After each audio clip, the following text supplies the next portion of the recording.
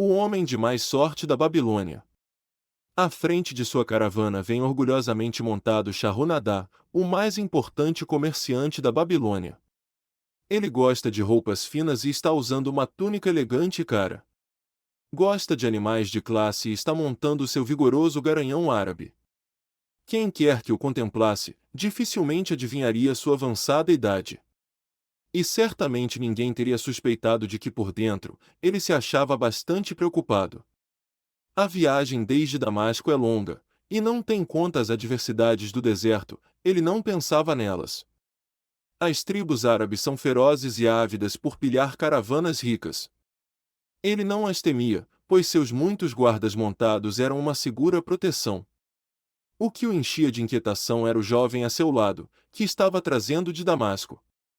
Tratava-se de Adangulá, o neto de um velho sócio, Aradgulá, a quem se sentia ligado por uma dívida de gratidão que nunca poderia ser paga.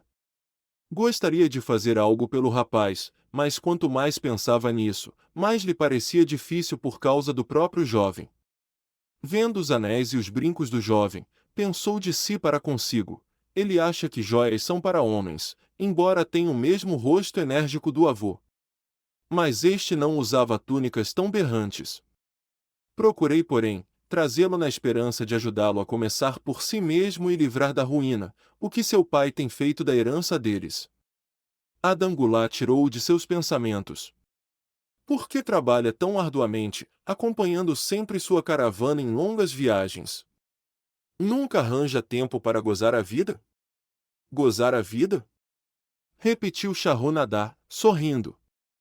O que você faria para gozar a vida se estivesse em meu lugar? Se fosse tão rico quanto você, levaria a vida de um príncipe. Nunca montaria um animal para cruzar o tórrido deserto.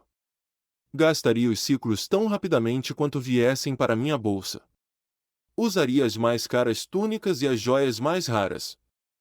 Seria uma vida a meu gosto, algo que realmente valeria a pena. Os dois riram. Seu avô não usava joias, disse Shahunadá, pensativo. Depois continuou, brincando: não reservaria tempo algum para trabalhar? O trabalho foi feito para escravos, respondeu Adangulá. Shahunadá mordeu os lábios, mas não fez nenhuma réplica, seguindo em silêncio até que a trilha os tivesse levado ao declive. Ali freou a montaria e apontou ao longe o vale verdejante. Veja, aí se acha o vale. Procure levar mais adiante seus olhos e entreverá, ainda indistintamente, as muralhas da Babilônia. A torre é o templo de Bel. Se tiver olhos de lince, perceberá inclusive a fumaça que sobe do fogo perene instalado em seu topo.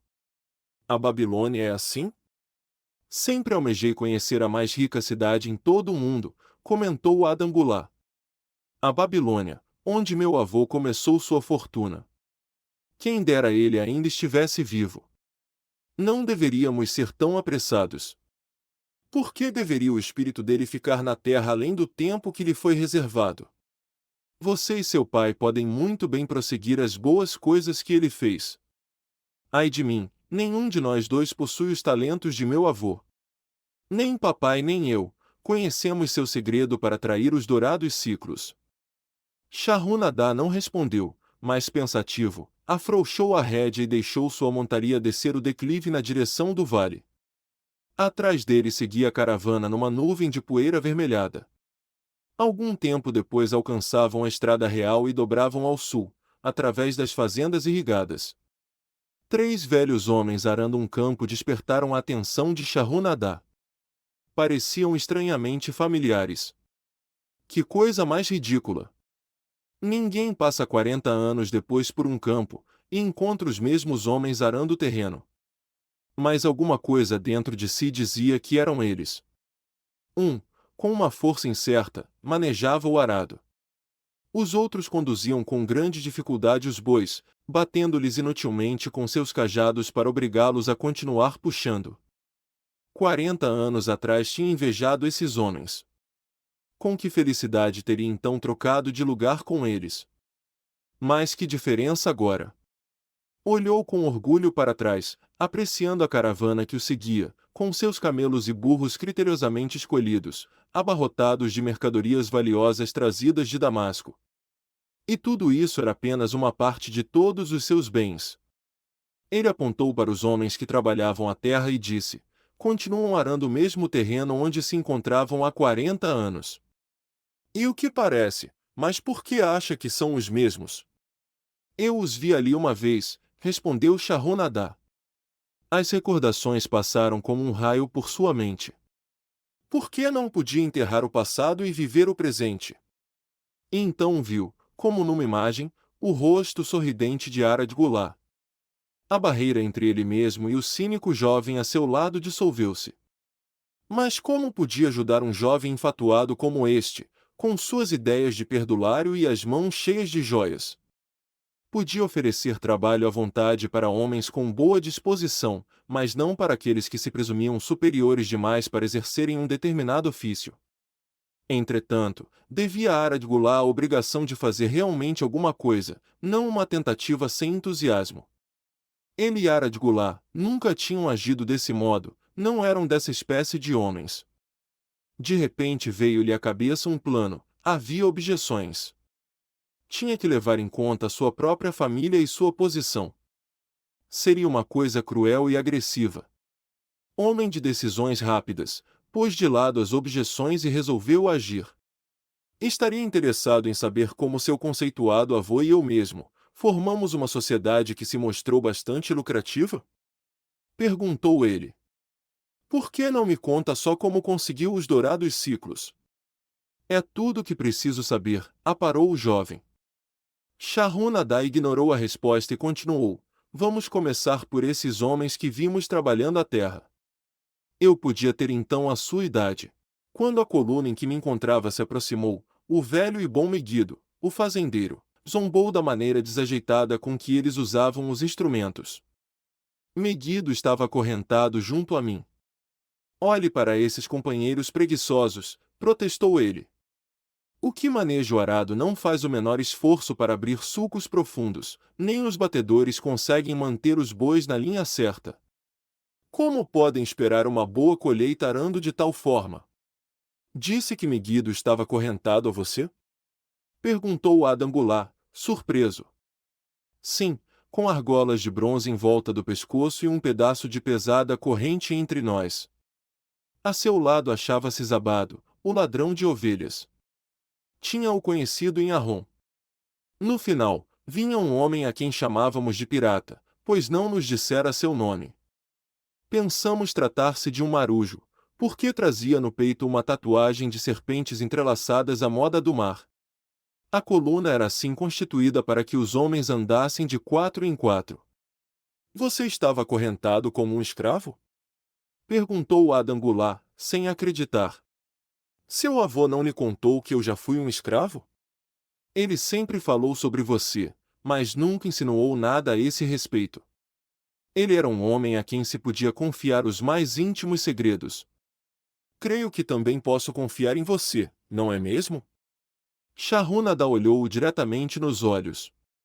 Você pode contar com o meu silêncio, mas estou perplexo.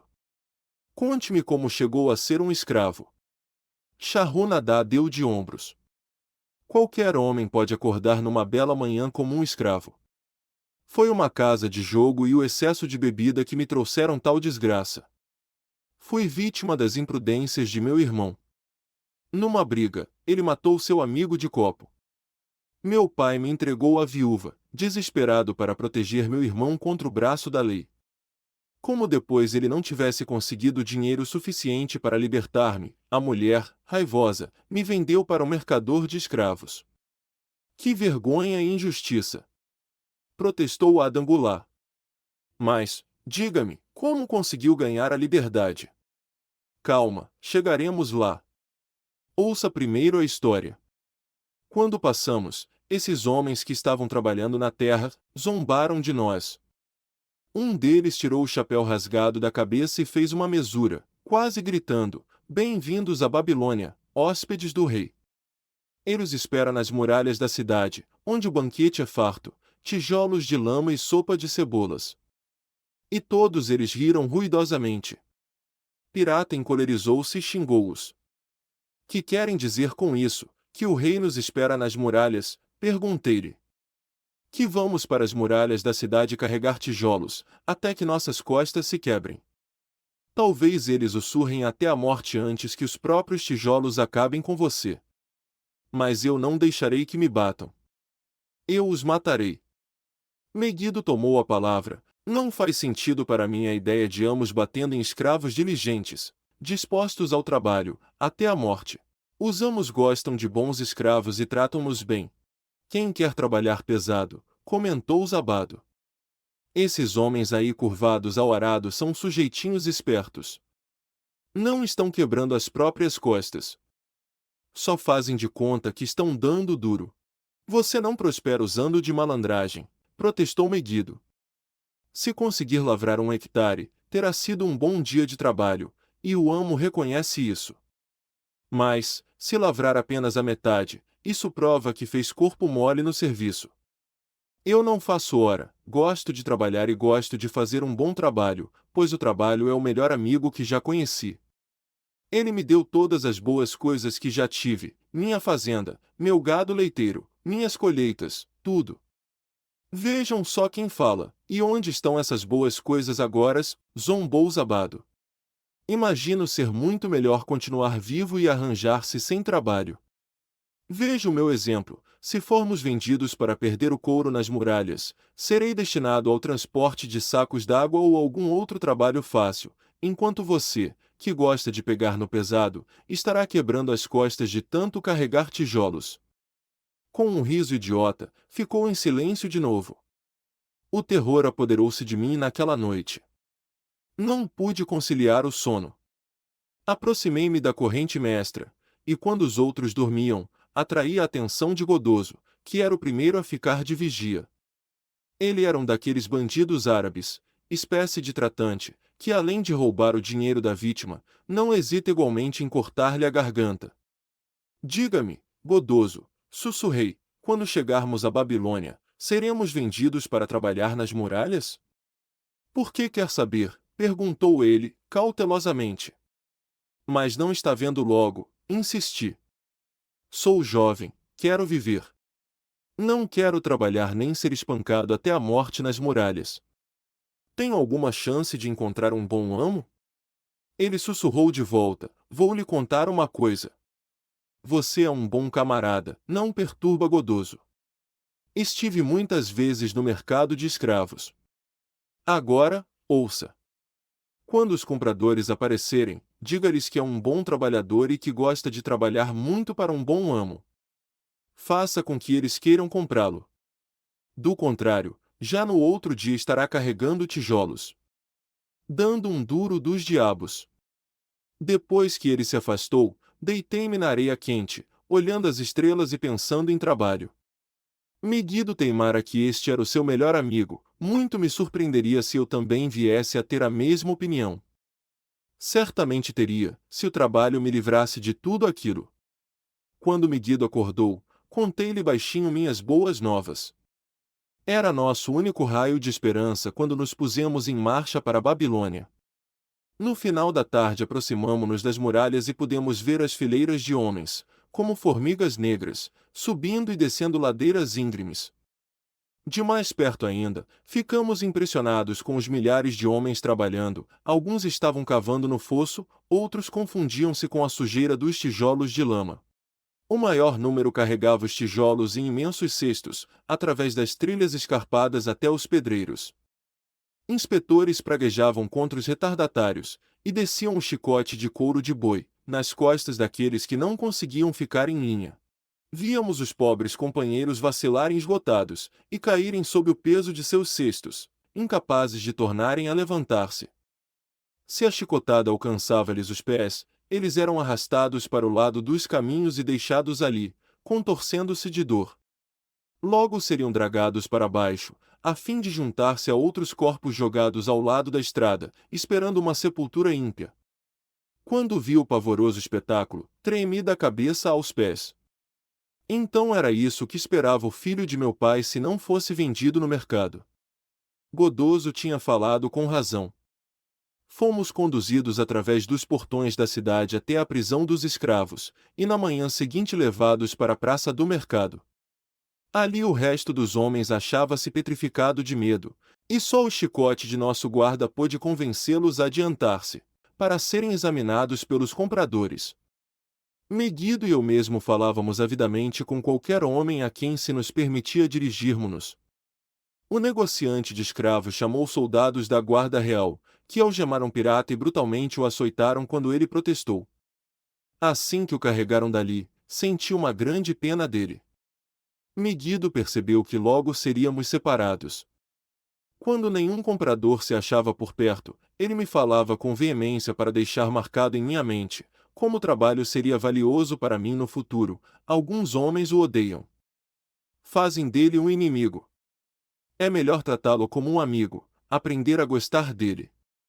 Não se preocupe com que seja árduo. Se pensar nisso como uma casa que você constrói, então quem se importa que as vigas sejam pesadas, ou que se ache distante o lugar onde tem de apanhar água para o estuque?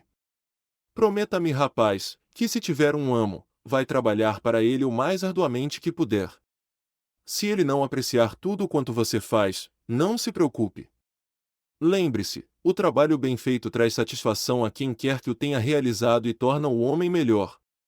Ele se calou quando um fazendeiro troncudo aproximou-se do cercado, e nos olhou como quem examina uma mercadoria. Megiddo interrogou-o a respeito de sua fazenda e colheitas, logo convencendo o homem de que seria de grande utilidade para ele. Depois de uma violenta negociação com o vendedor de escravos, o fazendeiro tirou de sob a túnica uma gorda bolsa, e logo Megiddo seguiu o novo amo, saindo do campo de minha visão. Alguns outros homens foram vendidos durante a manhã. Ao meio-dia Godoso confiou-me que o vendedor estava impaciente, e que não ficaria ali mais uma noite, antes transferiria todos os que tivessem restado, ao pôr do sol, ao comprador do rei. Eu estava ficando desesperado, quando um homem gordo, de aparência afável, aproximou-se de onde nos encontrávamos e perguntou se havia ali entre nós algum padeiro.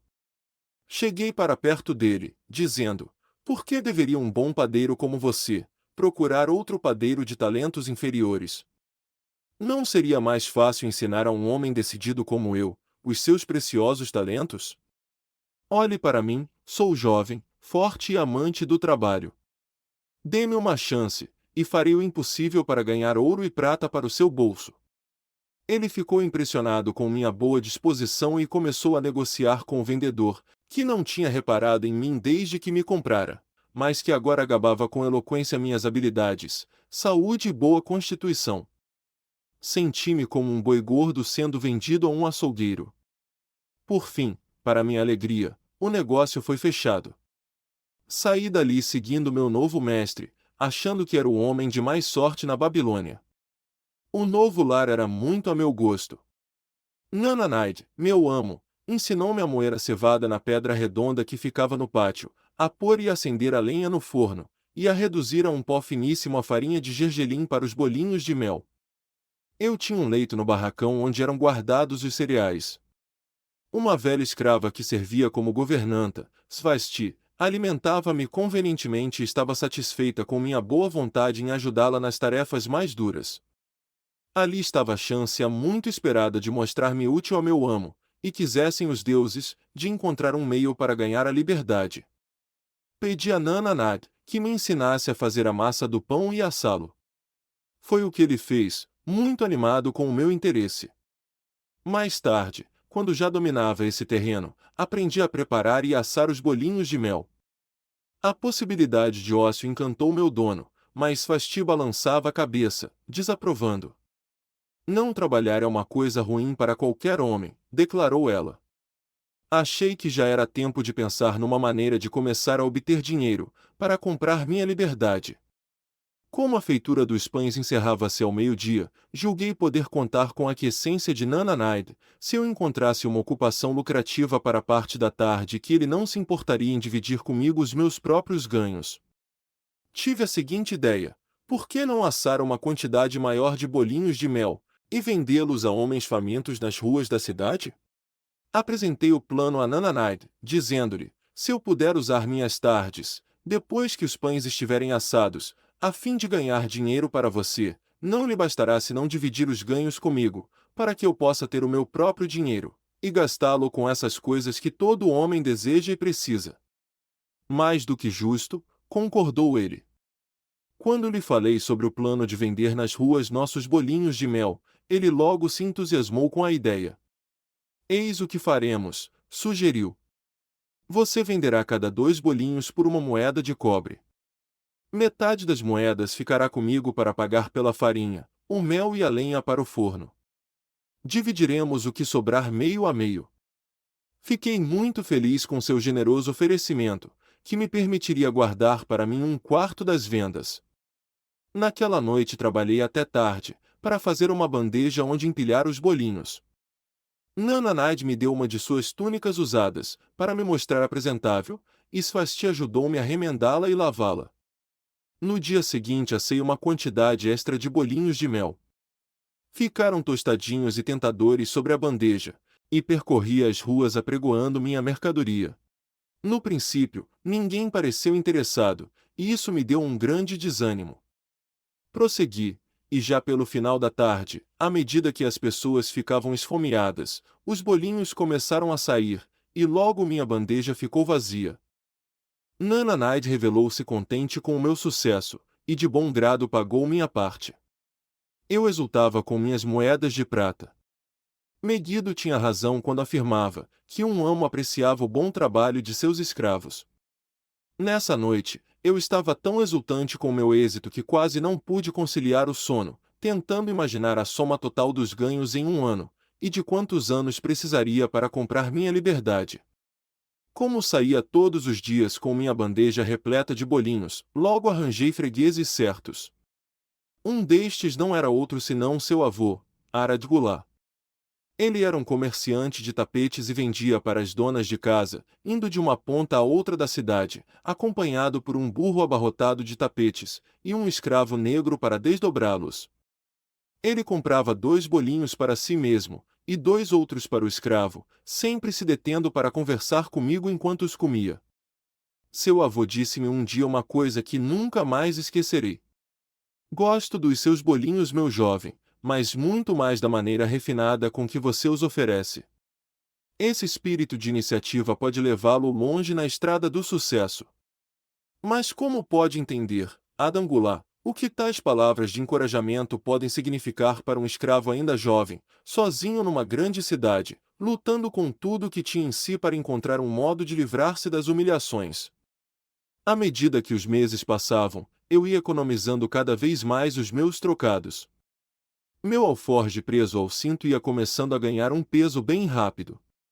O trabalho estava provando ser meu melhor amigo, exatamente como dissera Megiddo. Eu estava feliz, mas Svasti mostrava-se preocupada. Temo que nosso amo esteja dissipando um tempo precioso nas mesas de jogo, disse ela. Não coube em mim a alegria quando um dia cruzei com meu amigo Megiddo na rua. Ele conduzia ao mercado 3 burros carregados de verduras. Eu estou indo muito bem, disse ele. Meu amo aprecia tanto o meu bom trabalho que agora sou capataz. Como vê, ele me confia os negócios no mercado e inclusive mandou buscar minha família. O trabalho está me ajudando a recuperar-me dos meus grandes problemas. Algum dia me ajudará a comprar minha liberdade e ter de volta minha fazenda. O tempo foi passando, e Nana Naide tornou-se cada vez mais ansioso pelo meu retorno após a venda dos bolinhos. Ele ficava me esperando e avidamente contava e dividia nosso dinheiro. Chegou a estar comigo para que visitasse praças mais distantes e aumentasse as vendas. Frequentemente, eu ia além dos portões da cidade para atender os inspetores dos escravos que construíam as muralhas. Eu odiava aquelas desagradáveis visões, mas achei entre os inspetores fregueses liberais. Um dia fiquei surpreso ao ver Zabado esperando numa fila para encher o cesto com tijolos. Ele estava pálido e alquebrado, as costas cobertas de chagas e rachaduras devido ao chicote dos inspetores. Tive pena dele e estendi-lhe um bolinho, que ele devorou imediatamente como um animal faminto. Percebendo seu olhar guloso, corri antes que me arrebatasse a bandeja. Por que trabalha tão arduamente? perguntou-me um dia Aradgulá. Quase a mesma pergunta que você me fez hoje, lembra-se? Contei-lhe o que Megiddo dissera sobre o trabalho, e como este estava provando ser meu melhor amigo. Mostrei-lhe com orgulho meu alforje repleto de moedas, acrescentando que economizava a fim de comprar minha liberdade. Quando estiver livre, o que fará? Quis saber seu avô. Bem, respondi, tenciono tornar-me comerciante. Foi aí que ele me confidenciou uma coisa de que eu nunca tinha suspeitado. Aposto que não sabe que sou também um escravo. Formei uma sociedade com o meu amo. Alto lá. Interveio Adangulá. Não ouvirei mentiras que ultrajem meu avô. Ele não foi escravo. Seus olhos faiscavam de raiva. Shahronadá manteve-se calmo. Respeito seu avô por ter superado o infortúnio, tornando-se um cidadão proeminente em Damasco. Acha que você, seu neto, é feito do mesmo molde? É homem suficiente para encarar a verdade, ou prefere viver alimentando falsas ilusões? Adangulá endireitou-se na cela. Numa voz sufocada por profunda emoção, replicou: meu avô foi estimado por todos. Seus dons eram incontáveis. Numa época de fome, foi seu ouro que comprou cereais no Egito, foi sua caravana que os trouxe para Damasco, distribuindo-os para que as pessoas não morressem de inanição. Agora você está me dizendo que ele não passava de um desprezível escravo na Babilônia. Tivesse permanecido como escravo na Babilônia, teria muito bem podido ser desprezível. Quando, porém, através de seus próprios esforços, tornou-se um grande homem em Damasco, os deuses realmente condoeram-se de seus infortúnios, e dedicaram-lhe todo o respeito celeste. Depois de ter me contado que era um escravo, continuou Shahronadá, explicou como estivera ansioso para ganhar sua liberdade. Agora que tinha o dinheiro para comprá-lo, estava muito confuso quanto ao que devia fazer. Havia muito não fazia boas vendas, e temia deixar a proteção de seu amo. Condenei sua indecisão. Não fique grudado por muito tempo a seu amo. Experimente novamente a sensação de ser um homem livre. Age e obtenha êxito como um homem livre. Decida o que deseja realizar, e então o trabalho o ajudará a fazê-lo. Ele seguiu seu caminho, dizendo estar contente por eu tê-lo censurado por sua covardia. Um dia fui novamente além dos portões da cidade, e fiquei surpreso ao encontrar uma multidão compacta ali reunida. Tentei informar-me a respeito, e um homem me disse: então não soube? Um escravo fugido que matou um dos guardas do rei foi trazido para a justiça, e ainda hoje será açoitado até a morte por seu crime. O próprio rei estará aqui em pessoa. O ajuntamento era tão cerrado em volta do Pelourinho, que temi aproximar-me sem que minha bandeja de bolinhos de mel não fosse atirada para o alto. Subi por isso a um recanto em obras da muralha, de onde podia ver acima das cabeças das pessoas. Pude ter dali uma ótima visão do próprio Nabucodonosor, conduzindo seu carro de ouro. Nunca tinha contemplado tanta grandeza, túnicas tão magníficas e cortinas de pano dourado e veludo. Eu não podia ver o castigo, embora conseguisse ouvir os gritos lancinantes do pobre escravo. Admirava-me que alguém tão nobre como o nosso magnífico rei tivesse condições de apreciar aquele sofrimento, mas quando vi que ele estava rindo e brincando com os cortesãos, percebi que ele era cruel e compreendi por que tarefas tão desumanas eram exigidas dos escravos que construíam as muralhas. Depois que o escravo morreu, seu corpo foi preso a um poste de madeira, por uma corda ligada a um de seus pés para que todos pudessem ver. Como a multidão começava a desfazer-se, cheguei mais perto. Sobre o peito cabeludo do supliciado, reconheci a tatuagem das duas serpentes entrelaçadas. Era pirata. Na próxima vez que encontrei Aradgulá, ele era um homem mudado. Cumprimentou-me cheio de entusiasmo. Veja, o escravo que você conheceu é agora um homem livre. Havia mágica em suas palavras. Minhas vendas e meus lucros cresceram. Minha esposa não cabe em si de alegria. Ela era uma mulher livre, sobrinha de meu amo. Ela deseja bastante que nos mudemos para outra cidade, onde ninguém saiba que já fui um escravo. Desse modo, nossos filhos estarão livres de censuras, devido ao infortúnio do pai. O trabalho se tornou meu melhor esteio. Capacitou-me a recuperar a confiança em minha habilidade para vender. Fiquei satisfeito em ter podido pagar-lhe, ainda que de modo tão simples, o encorajamento que ele tinha me dado. Uma noite, Svasti me procurou profundamente abalada. Seu amo está com problemas, temo por ele. Há alguns meses vem perdendo grandes somas nas mesas de jogo. Não está pagando ao fazendeiro pelos cereais nem pelo mel. Não está pagando ao emprestador de dinheiro. Eles estão revoltados e ameaçam-no. Por que devemos nos preocupar com suas loucuras? Não somos os seus responsáveis, respondi sem pensar. Jovem desmiolado, não está entendendo? Ele deu ao emprestador de dinheiro seu título de propriedade para garantir o empréstimo. Segundo a lei, o homem pode reclamá-lo e vendê-lo. Não sei o que fazer. Ele é um bom amo. Por quê? Porque tais problemas vieram a cair sobre ele. Os temores de Svasti não eram sem fundamento. Enquanto me achava assando pão na manhã seguinte, o emprestador de dinheiro voltou com um homem chamado Sazi. Esse homem me examinou e disse que eu servia. O emprestador de dinheiro não quis esperar o retorno de meu amo, mas incumbiu Svasti de dizer-lhe que tinha me levado. Sem levar comigo senão a túnica que estava vestindo, e o meu alforje com as moedas de cobre preso ao cinto, apressaram-me a deixar o local, os pães ainda assando no forno. Fora arrancado as minhas mais queridas esperanças como o furacão desenraiza a árvore da floresta, atirando-a ao mar encapelado. Novamente uma casa de jogo e bebidas alcoólicas causavam minha desgraça. Sazi era um homem rude e grosseiro.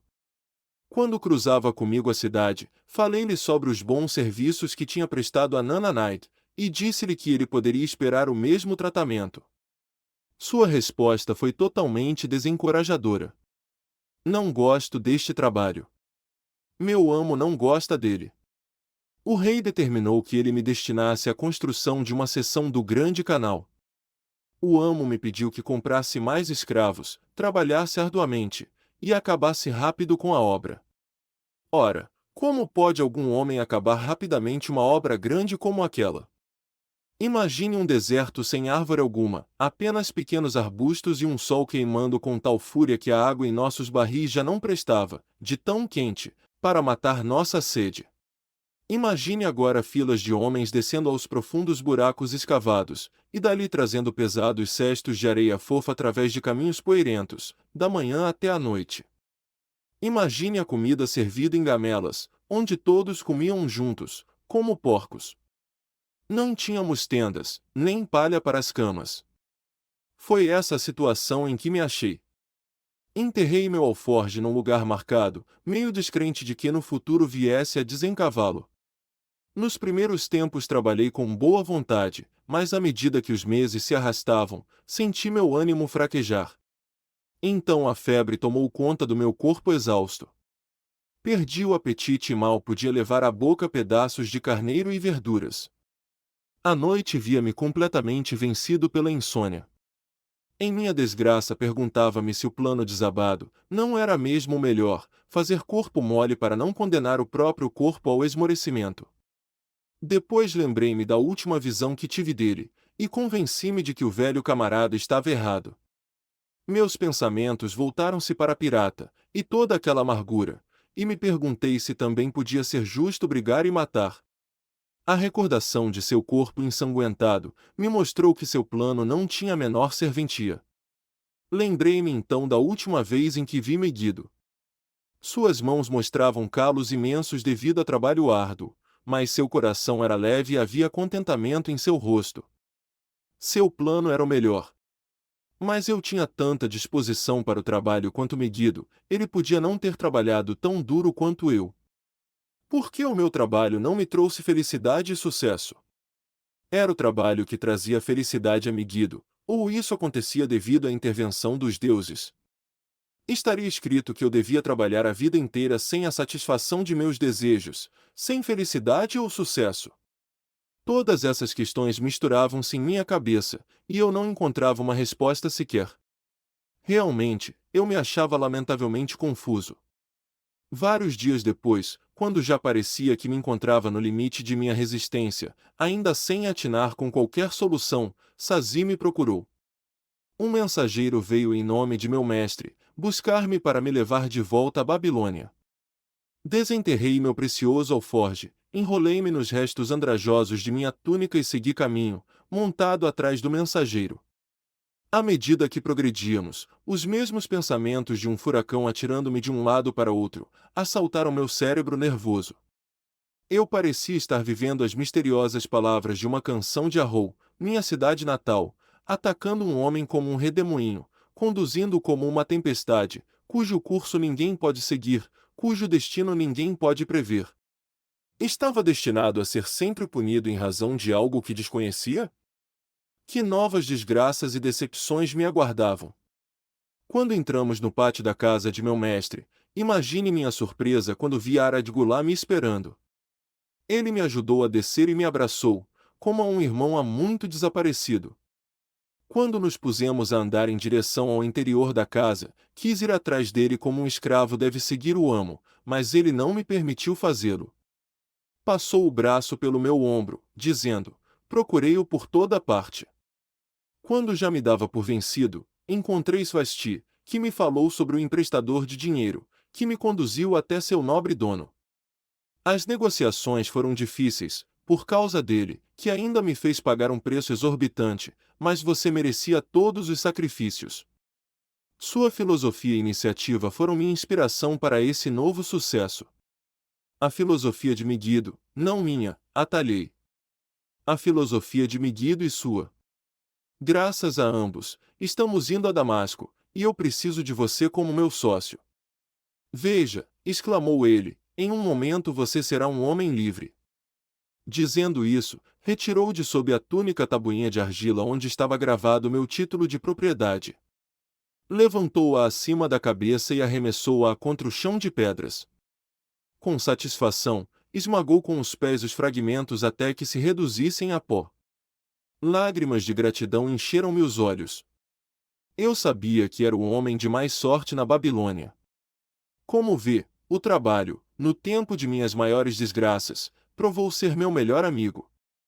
Minha disposição para o serviço capacitou-me a escapar de ser vendido, para fazer parte das turmas de escravos nas muralhas. Isso também impressionou seu avô, que me escolheu como seu sócio. O trabalho é a chave secreta de meu avô para os seus ciclos de ouro? Perguntou Adangulá. Era a única chave que ele possuía quando o conheci, replicou Shahunadá. Seu avô adorava o trabalho. Os deuses apreciaram seus esforços e o recompensaram com liberalidade. Começo a ver, disse Adangulá, pensativo. O trabalho atraiu seus muitos amigos, que admiraram sua diligência e o sucesso que isso trouxe. O trabalho trouxe-lhe o respeito de que tanto gozou em Damasco. O trabalho trouxe-lhe todas essas coisas que aprovei. E eu que achava que o trabalho somente convinha a escravos. A vida é repleta de prazeres que os homens podem gozar, comentou Shahunadá. Cada um deles tem o seu lugar. Fico contente com que o trabalho não esteja restrito a escravos. Fosse assim, eu me veria privado de meu maior prazer. Não há nada que me dê uma soma maior de satisfação do que o trabalho. Shahunadá e Adangulá seguiram cobertos pelas sombras das muralhas torreadas, até os maciços portões de bronze da Babilônia. À aproximação deles, os guardas ali postados tiveram a atenção despertada, e respeitosamente saudaram um honrado cidadão. Com a cabeça erguida, Shahunadá passou com sua grande caravana pelos portões e subiu as ruas da cidade. Sempre aspirei a tornar-me um homem como meu avô, confidenciou-lhe Adangulá. Nunca tinha percebido o tipo de homem que ele foi. Você me mostrou isso. Agora, que compreendo, admiro-o ainda mais e sinto-me muito mais determinado a ser como ele. Temo que nunca lhe poderei pagar por ter me dado a verdadeira chave do sucesso dele. Daqui por diante usarei essa chave. Quero começar de maneira humilde, como ele, que convém à minha verdadeira posição muito mais do que joias e roupas finas. Assim dizendo, Adangulá arrancou as bugigangas que lhe pendiam das orelhas, e os anéis que lhe enfeitavam os dedos da mão.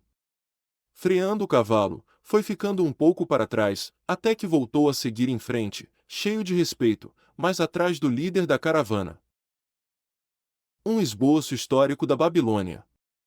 Nas páginas de história não existem cidades mais glamourosas do que a Babilônia. Seu próprio nome evoca visões de riqueza e esplendor. Seus tesouros de ouro e joias eram fabulosos. Alguém logo imaginaria que uma cidade próspera como essa só poderia estar situada numa pujante região tropical, cercada por ricos recursos naturais, como florestas e minas. Pois não era o caso. Ela estava localizada junto ao rio Eufrates, num extenso e árido vale. Não tinha florestas nem minas, e muito menos pedras para construção. Não se achava sequer próximo a uma daquelas estradas comerciais da época. Como se não bastasse, a chuva era minguada para o cultivo de grãos. A Babilônia é um impressionante exemplo da capacidade do homem para alcançar grandes objetivos, utilizando o que quer que estivesse à disposição. Todos os recursos que sustentavam essa grande cidade foram desenvolvidos pelo homem. Todas as suas riquezas foram por ele produzidas. A Babilônia possuía apenas dois recursos naturais, um solo fértil e a água do rio. Numa das maiores realizações de todos os tempos, os engenheiros da Babilônia desviaram as águas do rio por meio de represas e imensos canais de irrigação. Cruzando grandes distâncias através do vale árido, esses canais despejavam suas águas revigorantes sobre o solo fértil. Isso se coloca entre as primeiras façanhas da engenharia conhecidas na história. Abundantes colheitas foram a recompensa por esse sistema de irrigação, que o mundo nunca tinha visto antes. Felizmente, durante sua longa existência, a Babilônia foi governada por sucessivas linhagens de reis para quem conquistar e pilhar não passavam de situações episódicas.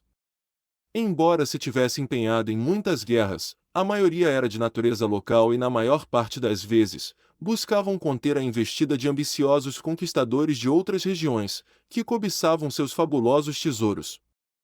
Os magníficos governantes da Babilônia ganharam um lugar na história, por causa de sua sabedoria, espírito de iniciativa e justiça.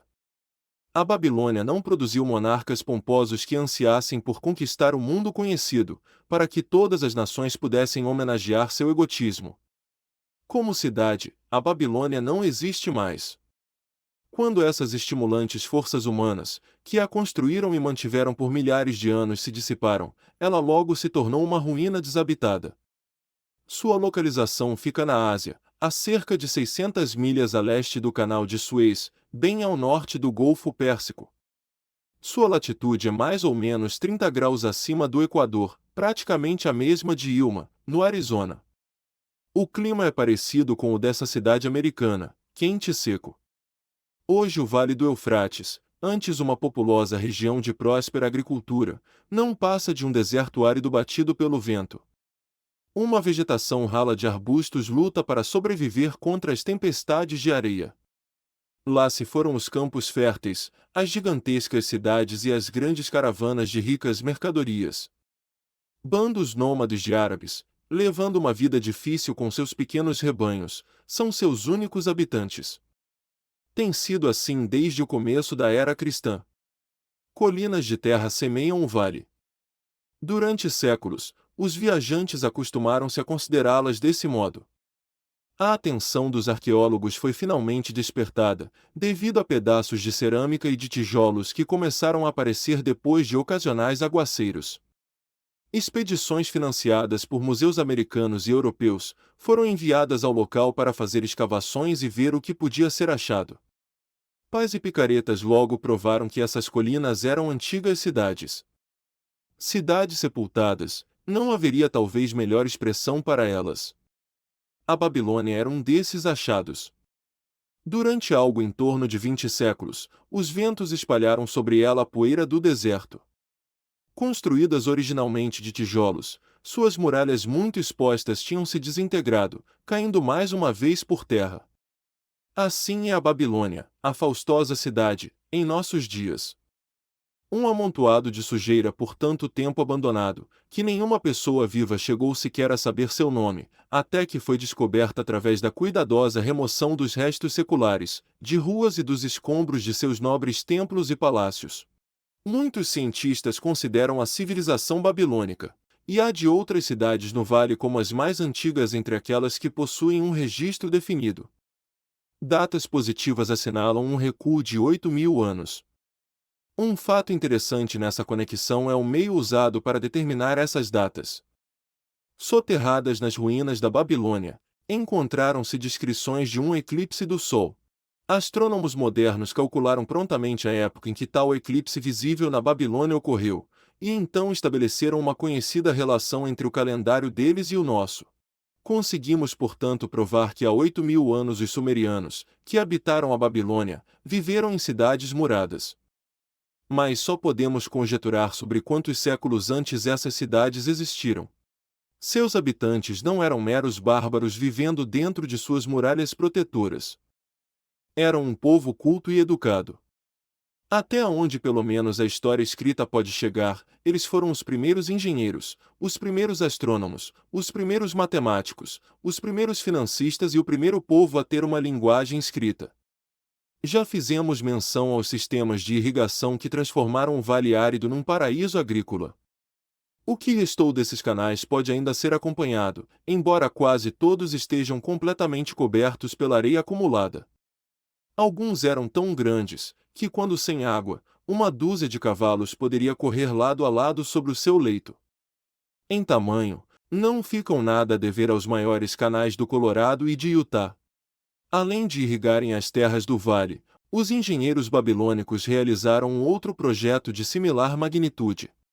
Por meio de um sofisticado sistema de drenagem, recuperaram para o cultivo uma imensa área pantanosa na foz dos rios Tigre e Eufrates. Heródoto, viajante e historiador grego, visitou a Babilônia em pleno apogeu da cidade e deu-nos a única descrição que conhecemos feita por um estrangeiro. Seus escritos fornecem um panorama gráfico da cidade, e mencionam alguns dos extraordinários costumes de seu povo, além dos comentários sobre a notável fertilidade do solo, e as abundantes colheitas de trigo e cevada. A glória da Babilônia desapareceu, mas sua sabedoria foi preservada para nós. Para isso, estamos em dívida com sua forma de registros. Naqueles distantes dias, o uso do papel ainda não tinha sido inventado. Em seu lugar, os babilônios gravavam laboriosamente seus escritos sobre tabuinhas de argila úmida. Em seguida, eram cozidas e tornavam-se uma telha dura. Mediam em geral cerca de 6 por 8 e 1 polegada de espessura. Essas tabuinhas de argila, como eram comumente chamadas, tinham um uso tão disseminado quanto têm hoje nossas modernas formas de escrita. Os habitantes gravavam sobre as tabuinhas lendas, poesia, história, transcrições dos decretos reais, as leis da terra, títulos de propriedade, notas promissórias e até cartas que mensageiros levavam a cidades distantes. Através delas, temos condições de reconstituir diversos aspectos da vida íntima e pessoal do povo. Uma tabuinha, por exemplo, evidentemente saída de um armazém, registra que na data assinalada um determinado cliente trouxe ao comerciante uma vaca, trocando-a por 7 sacas de trigo, 3 entregues na hora, e as 4 restantes, reservadas para quando o cliente quisesse apanhá-las. Conservadas intactas sob os destroços das cidades, os arqueólogos recuperaram bibliotecas inteiras dessas tabuinhas, centenas de milhares delas. Uma das mais notáveis maravilhas da Babilônia eram as imensas muralhas que cercavam a cidade. Os antigos classificam-nas, como a Grande Pirâmide do Egito, entre as 7 maravilhas do mundo. Atribui-se à rainha Semíramis a construção das primeiras muralhas durante os primórdios da cidade. Modernos escavadores não conseguiram achar qualquer traço das muralhas originais. Não sabemos mesmo quanto mediam de altura. Segundo menção dos primeiros escritores, estima-se que tivessem entre 50 e 60 pés de altura, voltadas para o lado de fora com seus tijolos queimados, e além disso, protegidas por um profundo fosso de água. As muralhas mais recentes e mais famosas foram iniciadas cerca de 600 anos antes de Cristo, pelo rei Nabopolassar. Era de tal envergadura seu projeto de reconstrução, que ele não viveu o suficiente para ver a obra concluída.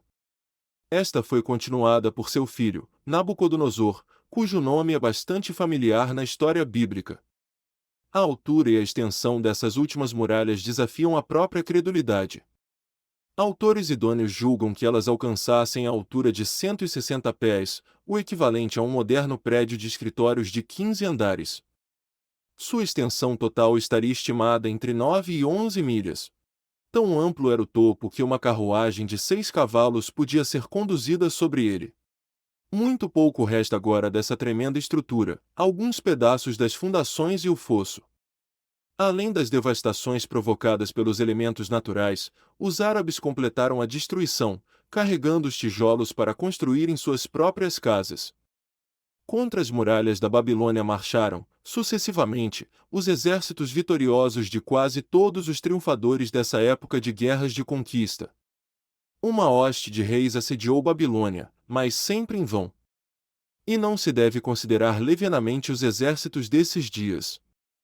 Historiadores referem que tais unidades contavam com 10.000 cavaleiros, 25.000 carros de guerra, 1.200 regimentos de soldados a pé, cada regimento reunindo 1.000 homens.